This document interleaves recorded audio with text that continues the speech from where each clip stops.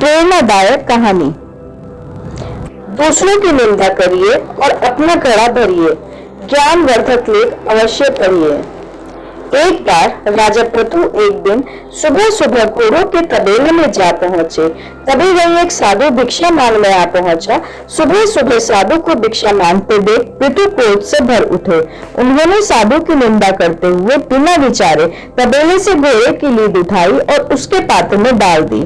साधु भी शांत स्वभाव का था, सो भिक्षा लेकर वहां से चला गया और वह लीद कुटिया के बाहर एक कोने में डाल दी। कुछ समय उपरांत राजा पृथु शिकार के लिए गए। पृथु ने जब जंगल में देखा एक कुटिया के बाहर घोड़े की लीद का बड़ा सा ढेर लगा हुआ है। उन्होंने देखा कि यहाँ ना तो कोई तबेला है और ना ही दूर दूर तक कोई घोड़े दिखाई दे रहे हैं। वे आश्चर्यचकित हो कुटिया में गए और साधु से बोले, महाराज आप हमें एक बात बताइए, यहाँ कोई घोड़ा भी नहीं है ना तबेला है, तो यह इतनी सारी लीद कहां से आई? साधु ने कहा, राजन यह लीद मुझे एक राजा ने भिक्षा में दी है। अब समय आने पर यह लीद उसी को खानी पड़ेगी। यह सुन राजा पृथु की पूरी घटना याद आ गई।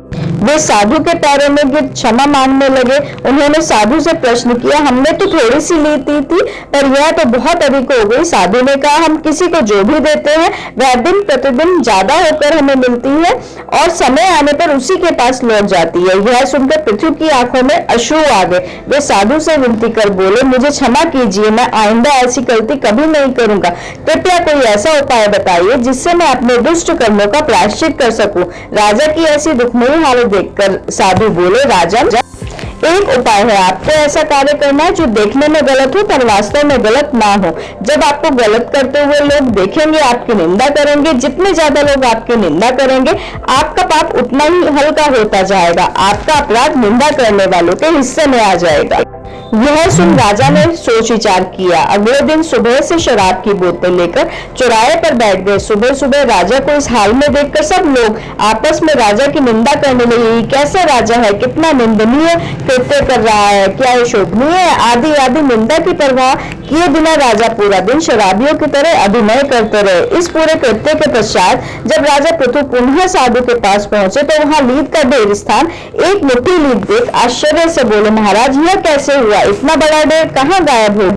साधु ने कहा, यह आपकी अनुचित निंदा के कारण हुआ है राजन। जिन जिन लोगों ने आपकी अनुचित निंदा की है आपका पाप उन सब में बराबर बट गया है।